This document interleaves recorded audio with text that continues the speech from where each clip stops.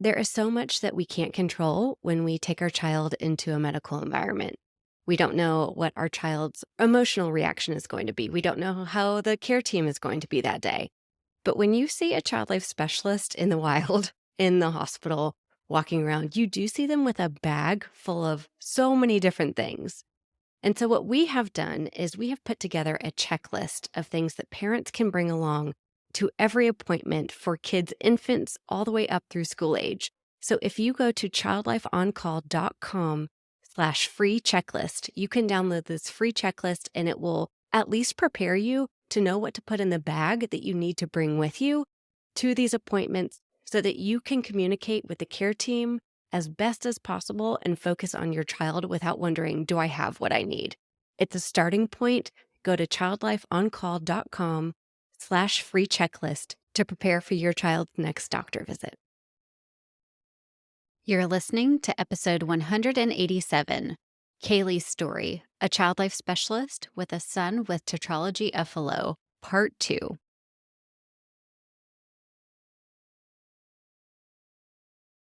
Hello, my friends. Welcome to Child Life on Call. This podcast is a safe place for parents to share their stories about what it's like to have a child that has a medical experience, diagnosis, disease, and or everything in between. We know there's power in sharing stories, and that power multiplies when you can listen to other parents who have walked a similar path to yours. Giving and getting advice is great, but hearing how another parent navigates the complexities and nuances of healthcare is even better. As a child life specialist, my role is to support, validate, and provide emotionally safe spaces for kids and their families, and I am so honored to be on this journey with you. In addition to parent stories, we sprinkle in some expert episodes every now and again that have content for both parents and professionals in the field of healthcare, all with the mission to empower parents to be confident advocates and partners with the care team during healthcare experiences. We're so glad you're here. Hello, my friends. I'm so happy that you're here today. Thank you for being so patient with us as you waited for part 2 of this episode. I promise that it will be worth it. Absolutely. Kayleigh is such an incredible mom, as I'm sure you heard, even from the second that she found out she was pregnant. Her instincts, her ability to trust her gut, and really persevere for what she and her son needed is so evident. So, thank you for your patience. It is well worth the wait, and let's go ahead and get started with part 2. By the way, I am Katie Taylor, a certified child life specialist and the host of this podcast. If you are joining us for the first time, this podcast is a resource for parents as they are navigating their child's diagnosis, medical illness, hospitalization, so that they know that they are not alone. Other parents have gone through this before and can offer a lot of support in terms of their words, their experiences, and what they have gone through. So we're so glad that you're here. If you haven't, go listen to the previous episode 186, so that you hear part 1 of Kayleigh's story. It is incredible, and it is very important so that you get the context of this one. We're so glad you're here. There's 2 things I really want to talk with you about. And one is this. I feel like we could talk for so many hours about, I want to just keep hearing everything, but the 2 things I want to hear about now are, now you keep saying, like, when I look back, I wish, what is the work that you have done now to acknowledge how you're feeling? And then after that, I want to talk about, you mentioned at the beginning too, some of the advocacy skills that you learned, because that's a theme we hear on this podcast all the time. And advocating is messy and exhausting and overwhelming and pisses you off sometimes, Yes, it but does. is also incredibly like empowering and like collaborative and beneficial. The theme of this podcast should be like everything all at once. Yes, 100%. So those are the 2 things I want to chat with you about, and then we'll have you back because I want to hear more. But let's talk about like this reflection that you're working in right now. And I'm sure some has just come with time and, meeting your child. But tell us a little bit about where you are now. Yeah, so when he was born, he spent 4 days in the NICU, and I packed a bag for a month. I was ready to be there all day, every day. He has, with Tetrology of Flow, there's two ways that the heart defect can go. It can be you're born a blue tet, which means you need surgery right away, or a pink tet, meaning that you have this heart defect, but you can exist with it and you can get surgery a little bit later. There is an incredible movie called Something the Lord Made, and it's about another hospital, Johns Hopkins, of the surgery that they did for TETs. And it was something that is just a really cool movie. If anybody ever wants to see it or is going through a similar diagnosis, just really something cool to kind of learn about it from a different angle. But so we were very fortunate. He was a pink tet. He was able to go home. We were able to manage him outpatient for 3.5 months before he needed his surgery. The first 1.5 years of his life, I handled it terribly. I thought I was doing a really good job. But what I know now is that I was dealing with PTSD, which again felt like such a fraud diagnosis because my story was good. My kid had his heart surgery. He did beautiful in it. He was discharged 4 days after open heart surgery and learned to roll over the next day when we went home. And nowhere in the discharge summary did it say sternal precautions with a brand new roller.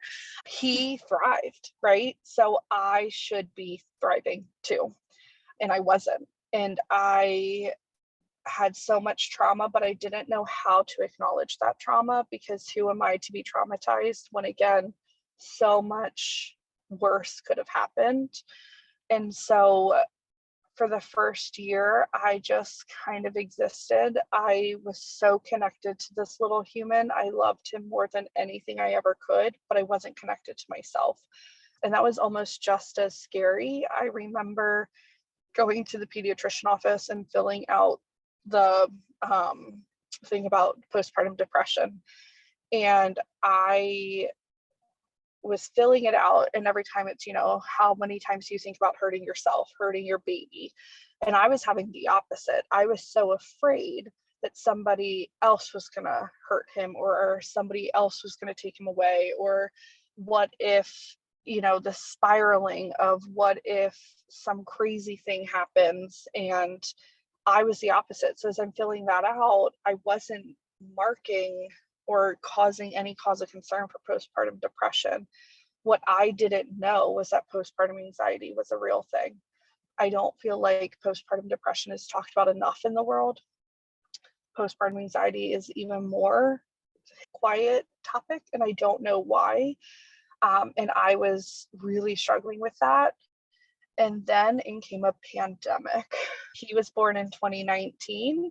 We celebrated his first birthday, and 2 weeks later, the world shut down. And I had no idea how to handle that. My reserve was completely gone because if this heart defect didn't take him, then I guess this pandemic will. It was just always something else became this huge threat. I am very thankful for my husband. We are not a couple who does ultimatums, because my personality is, if you give me an ultimatum, I will choose whatever you're telling me not to just to spite you, because I don't like being controlled.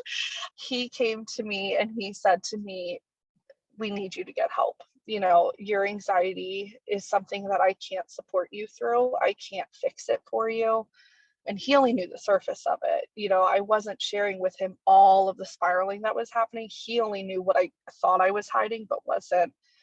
Because of my husband, I talked to a really good friend of mine who I knew had therapy herself, who had done EMDR, which is rapid eye movement to help you process through traumas.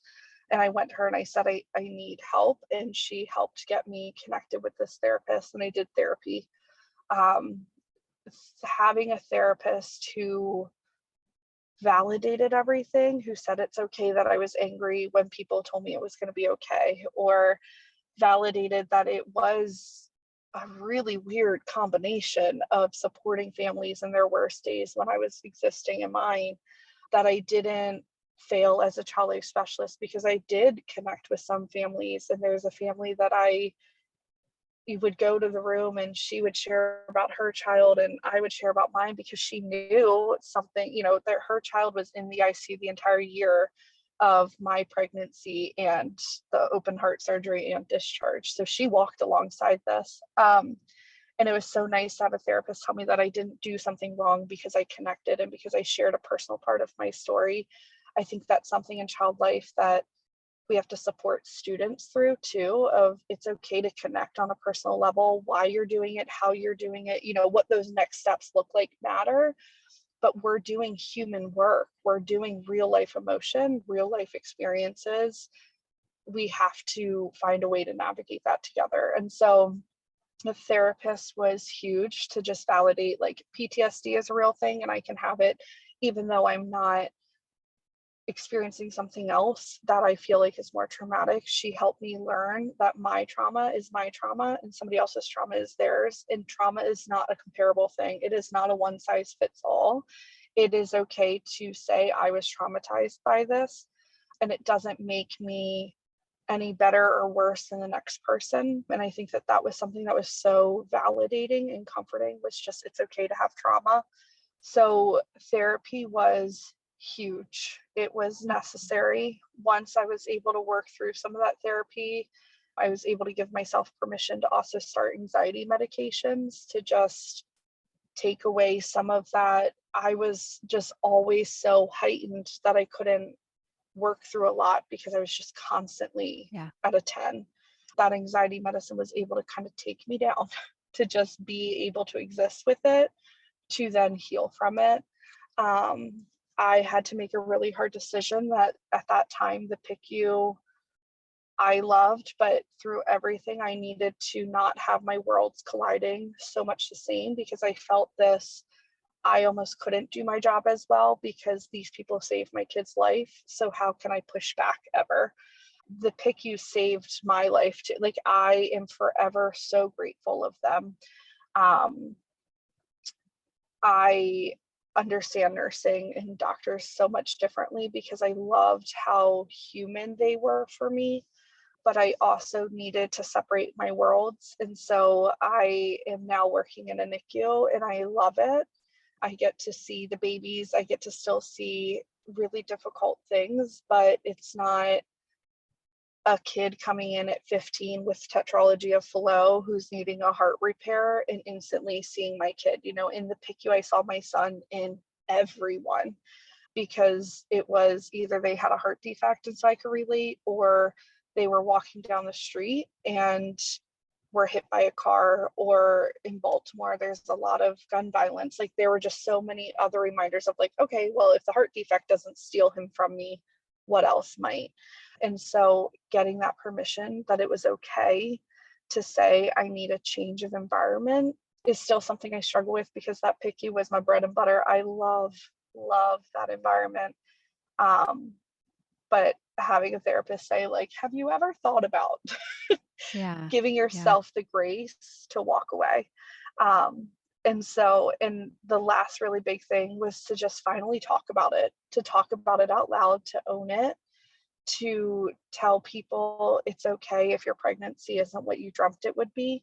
Um, to, in a NICU setting, talk with families about postpartum anxiety and postpartum depression, and tell them it is okay to not be okay, that it's okay to be drowning and to be angry and to be sad. It doesn't mean you don't love your baby. But it's okay to be sad that your story didn't go. So I think one of the biggest things I learned is not, there's this theory of I love you, but I'm disappointed with your behavior, right? Like, there's this but in between something. I've worked really hard to live in the world of, with a 4-year-old, I love you, and I'm Mhm. frustrated that you just hit your friend. Saying that to myself, my pregnancy didn't go the way I wanted it to, and it went the way it needed to. It's living with the and instead of the but that has given me permission to coexist with the messiness of even now. Oh my goodness. I just want to wrap up everything you say and play it for every parent and myself. You're just giving such good reminders and permission. Yeah, I think it's worth it to find that therapist that Mhm, you have that connection and relationship with, mhm, and who just gives you that permission and validation, and you look forward to having that moment. mhm. And if you can do it in person, like virtual is a great option if you Yep. don't have access, but if you do, I myself have done EMDR. I remember after Mhm. the first time and I was just like not okay. And she's like, Yep. wow, you have been holding in so much trauma for so long that this is Uh-huh. actually alarming. And that didn't scare me. It was like so validating, that like, Right. wow. And Right. what your part about what we teach to students in child life, just about for so long, our boundaries have been so black and white, and probably some of the most Mhm. strict boundaries on the face of the earth. Yes. You turn it off, Yes. you turn yourself off when you Yes. go into that room.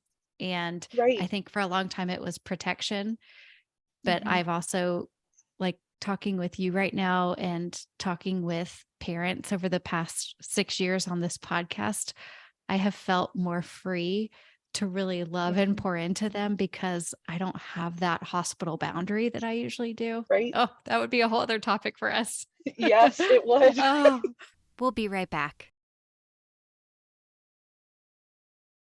One of the things I am asked the most often as a child life specialist, not only by the patients and families that I've worked with, but by my friends, is how can you support and prepare your child for a shot? And as a parent myself, I know sometimes it's so hard to even concentrate on what the doctor is saying because I'm so nervous about my child having to get a shot. And yes, that's even coming from a child life specialist. Thankfully, I can rely on what I know about child development, family centered care, and trauma informed care to pull on medical stressors that could come up for my child, and I know how to support them through it. And now we want to give parents those same tools that child life specialists use. And that's why I'm so excited to share with you our new course that's made just for parents. We have worked with instructional designers who are experts in making courses online. We want to put you, the parent, in the driver's seat of these appointments. What we do is we go by age group and tell you exactly what the stressors could be for your child and what the interventions are that a child life specialist would use to help your child through having to get some sort of poke. If you're a parent who wants to walk into your child's medical appointment and instead of feeling overwhelmed with anxiety, you want to feel empowered and know how to prepare and support your child and how to advocate for them, then this is the course for you. This course will only be available for 4 weeks, so go make sure you pre-enroll for the course this fall. Go to childlifeoncall.com/mychildneedsashot. That's childlifeoncall.com/mychildneedsashot. So you also expressed, not only just advocating for your son and yourself, Mhm, but like advocating in your job for other families, and mhm. how I'm sure you just have this perspective on advocacy now. One of the questions I really want for other parents to hear your answer to is, what does advocating look like? And when you're in the hospital, I want to talk about like at rounds or when something's Mhm. happening that you know shouldn't or you're not sure should be happening. Like, what is the right way to approach that? And did you find yourself in that scenario, and how did you handle it? Yeah, so I always joke with slight truth, that I'm pretty sure I may have been flagged in my chart. Obviously, I'll never know, but I think I was flagged because I distinctly remember one of our first scans. So we had to get scanned every 2 weeks to make sure that his heart was growing and to kind of follow everything. Um, and we had our first appointment at 7:30 in the morning, and it was perfect. I could then go do my appointment, only have to take, a half an hour, maybe an hour away from work. My husband could attend, still get his job done. Knowing this was every 2 weeks, we couldn't drain our time because we knew we needed time. I needed a maternity leave. I would have loved having a like critically ill child leave that wasn't also a maternity leave combined. My husband needed paternity, so we were really protective of our PTO. And so I remember one appointment and I had said, okay, like we'll see you at 7:30. And the doctor was like, actually, I really need you in it at 9 o'clock, like, because that's what fit. And I was like, well, that's not going to work. I need to do 7:30. This is why. And she told me I was being difficult.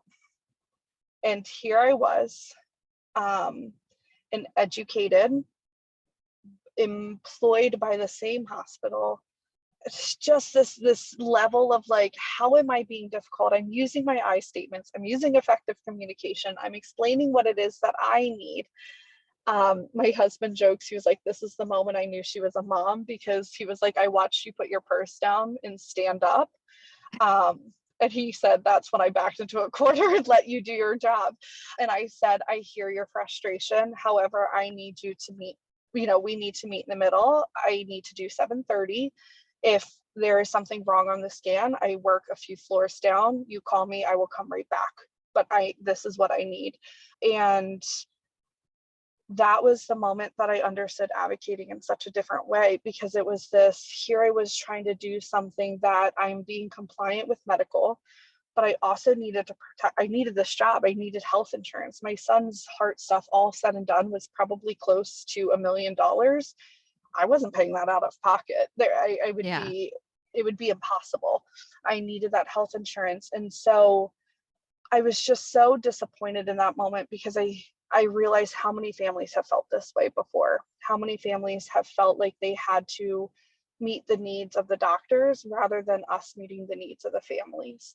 How can we do both? How can we coexist? What it did was empowered me to speak up throughout my pregnancy. I was very fortunate to have a really good relationship with all different levels. I believe that in child life, to be successful, you need your medical team on your side, or you're never going to have a spot at the bedside. I worked really hard for that, and I didn't want to lose it. And so I would go to them and share different experiences that I had and said, hey guys, we're failing. If this is what it is, we had to change cardiologists at one point, because one of the cardiologists that followed us had left. And at one point I was told we were lost to follow up. And I was like, lost to follow up? I work here.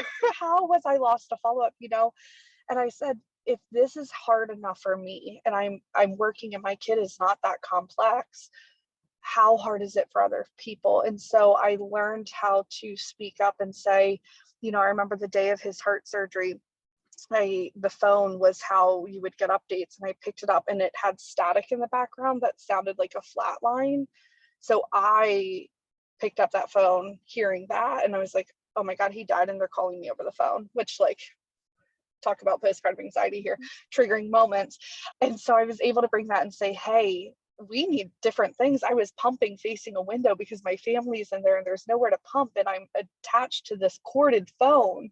So I was able to do a lot of advocating in that way for families, and connect with different foundations. There's a foundation that I've connected with, and the Kruger Hat Trick, and they're phenomenal for Maryland families, and other families, of just, they support families in so many different ways. So I was able to connect with them to help advocate.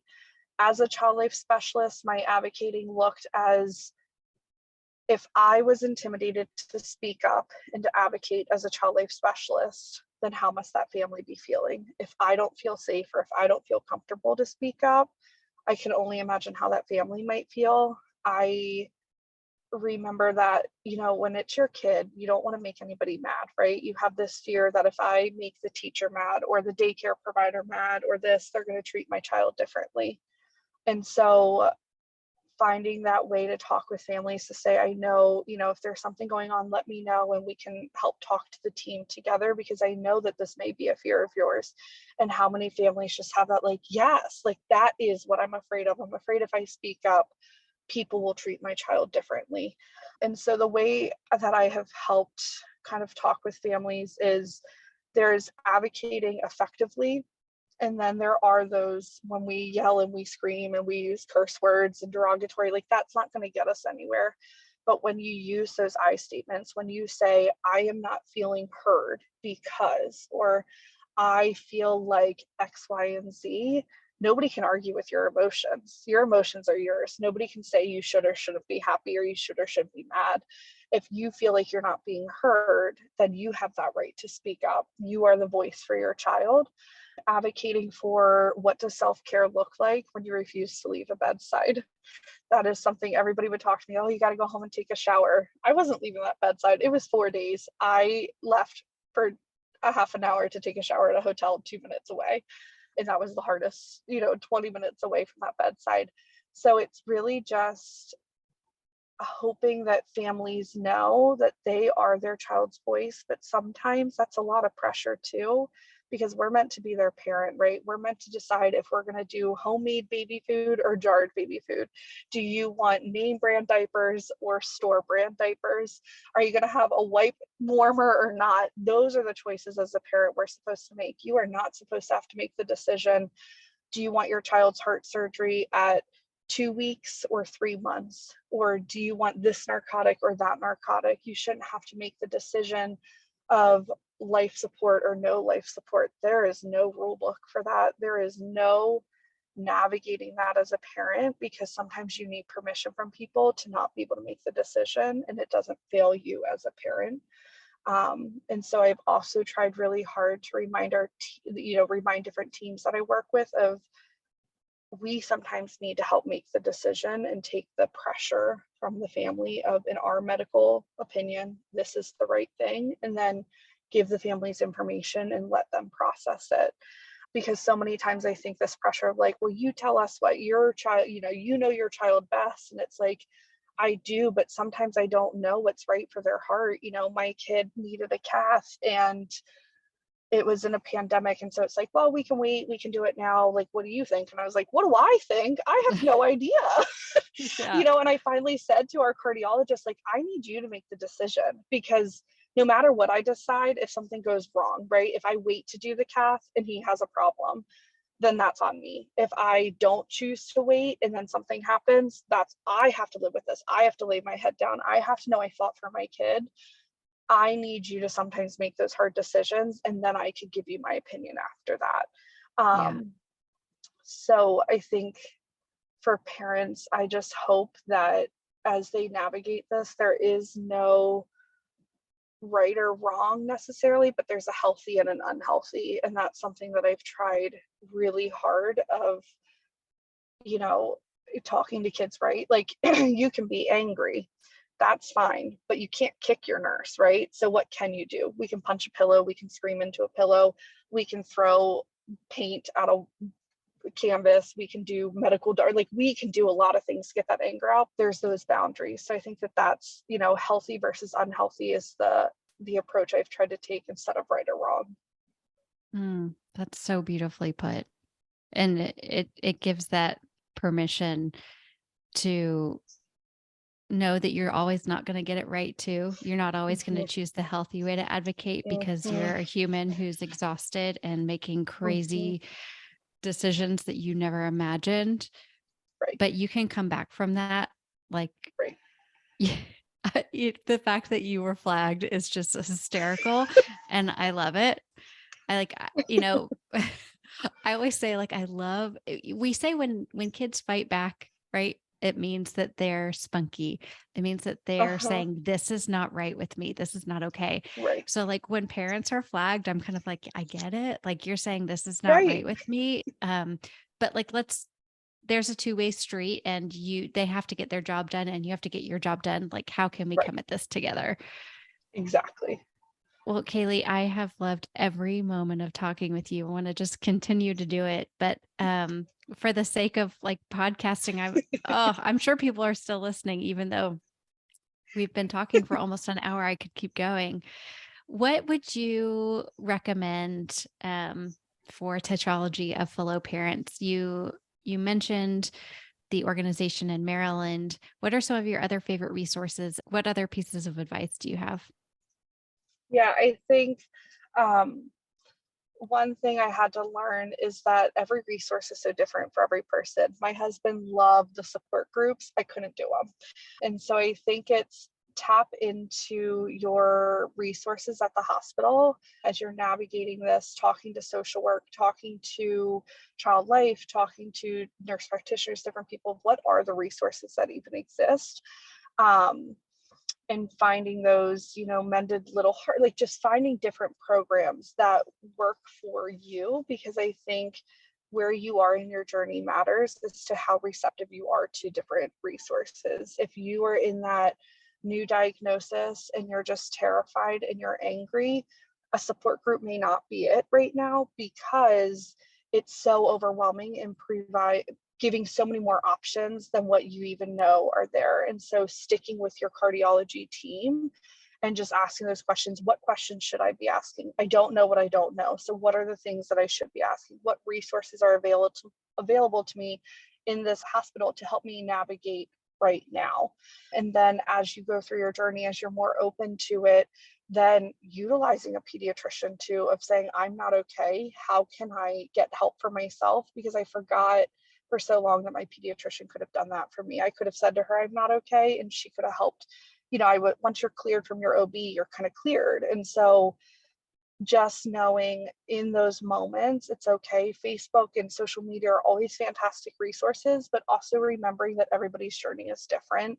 And so reading different scenarios, I had to not do that because my anxiety didn't allow me to separate. I couldn't say, well, this is their story and this is my story, therefore they're not the same. I just saw them all.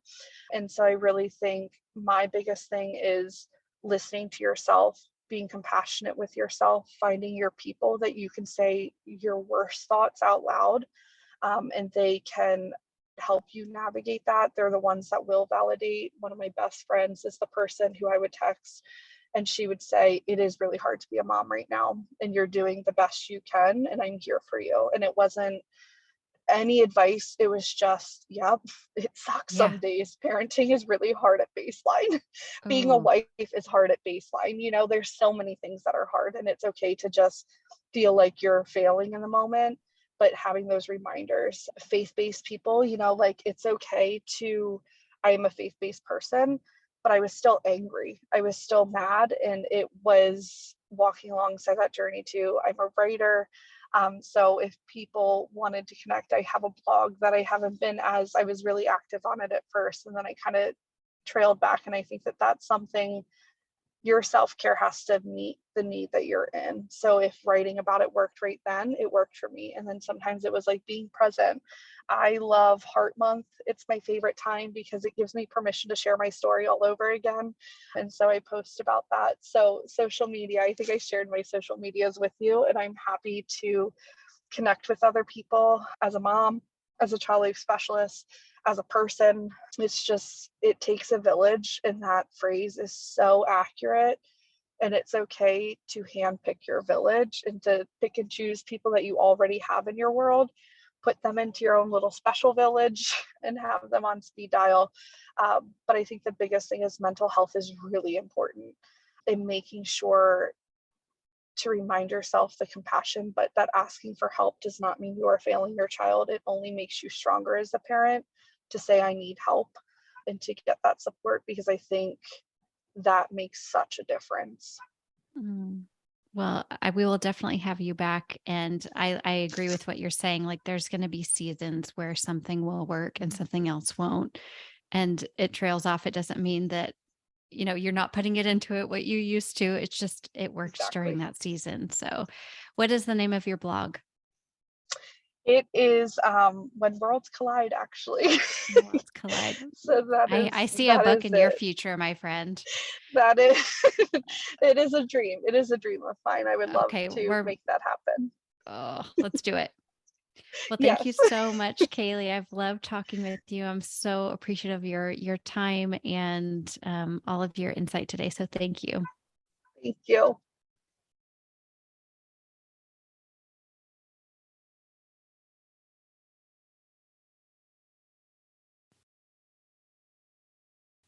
Thank you all so much for listening to Child Life on Call.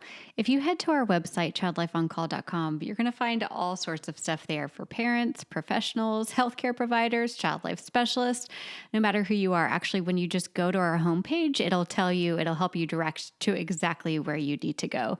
On that, you'll find opportunities and PDUs for child life specialists. Parents, we've got a starter kit for you. And clinicians, we even have a clinician course, which teaches you how to be a confident and capable caregiver in pediatrics. We're so grateful that you're here. Please DM us on Instagram. And like I mentioned, when you rate and review this podcast,